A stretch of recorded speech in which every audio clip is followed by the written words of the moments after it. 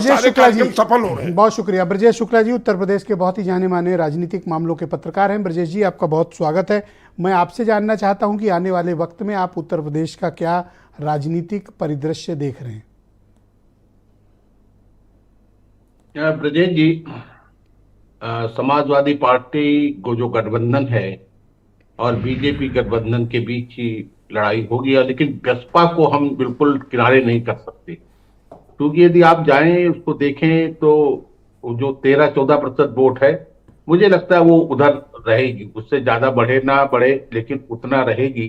क्योंकि एक परिवर्तन मैंने देखा है कि जो उनका वोटर है, जो बसपा वोटर है, वो अभी भी उन्हीं के साथ लगा हुआ है, उसमें परिवर्तन नहीं दिखता है। तो ये तीन कोणे त्रिकोणीय संघर्ष है, उसमें मुख्य संघर्ष जो है, जो समाजवादी पार्टी गठबंधन है और बीजेपी के बीच है, वो महत्वपूर्ण है।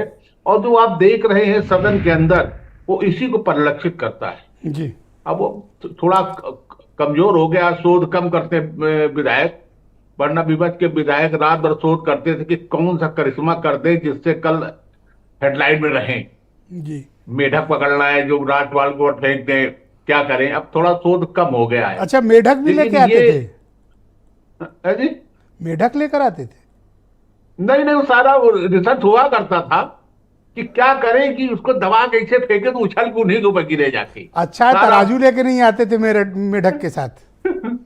और ये सारा मैं सुना करता था, उसके बाद तमाम चीजें छिपा के लाते थे जी। अब थोड़ा, क्योंकि अब इसे मान लिया गया है कि जैसे हवन के बाद सुहा होना है, हर आदमी बिना सोचता नहीं है क्या कहना, वो सुहा, तो वो सुहा है ये जो पहले दिन होता है जी। इसका कोई असर नहीं होता, लोगों पर कुछ नहीं होता है।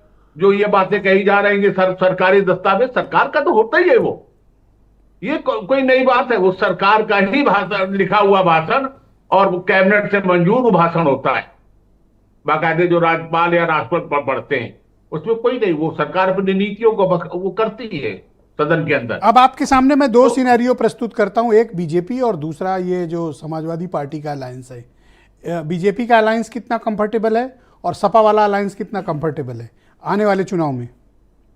हाँ, देखिए, जो विधानसभा चुनाव था 2022, उसने एक संकेत दिया कि साहब समाजवादी पार्टी मजबूती से वो लड़ रही है। इस बार एक चीज और है, इस बार कांग्रेस भी उसके साथ है। ये लोग लाख कहे कि 11 लेंगे, नहीं देंगे, 11 लेके समझौता कर लेंगे, शायद 1-2 और ज्यादा मिल जाए, मैं लगातार कहता रहूं। तो ये जो है, ये मुख्य लड़ाई इनसे होगी।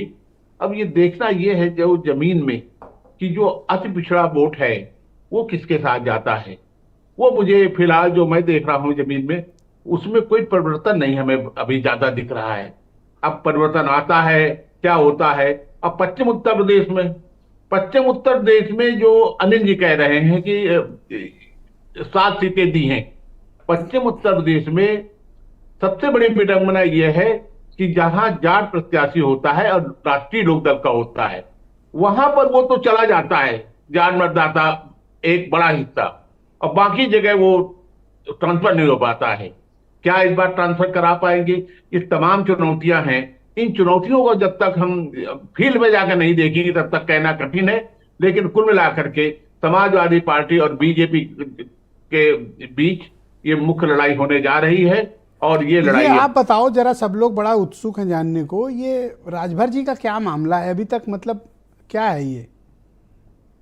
राजभर जी का, इनको सीटें दे रहे हैं वो, और मेरे ख्याल से वो गाजीपुर ही दे रहे हैं, गाजीपुर भी सीट दे रहे हैं। अब आगे कितना ले पाएंगे, ये तो ब्रजेश जी एक ऐसी दुकान है कि जितना सजा के रखो, और फिर उसके बाद वो होता है कि साहब, हम शुरुआत होती है 15 सीटों से, 10-15 सीटें, और फिर उतर करके वो 1-2 में आ जाती है। तो मांग हमेशा डिवाइड, तो कोई ऐसी दिक्कत नहीं है, अगर 1-2 भी दें तो, बट दें, छड़ी खड़ी रहनी चाहिए। नहीं, इनको दे रहे हैं। और क्योंकि गाजीपुर सीट हमें जो जानकारी मिल रही है कि गाजीपुर सीट में, क्योंकि मनोज सिन्हा जी अब इस समय है नहीं वहां पर, और वो गवर्नर है, तो इन्हीं के सिंबल पे रहेगी या कमल पे होगी, और प्रत्याशी भी इन्हीं लोग का होगा, या फिर ये सीट भी मिल सकती है। और अब देखिए क्या होता है, क्या नहीं होता है इसमें। तो प्रत्याशी भी लेकिन नहीं कुल कराएगा, मिलाकर सिंबल के भी नहीं का। सीटें ये कई लोगों सबसे महत्वपूर्ण है इनके लिए जो अपना दल, और इसके बाद ये राजभर, ओम प्रकाश राजभर और संजय निषाद, तीनों की सीटें कुछ न कुछ दी जा रही है जी मेरी जानकारी के हिसाब से। ब्रजेश जी शुक्रिया हमारे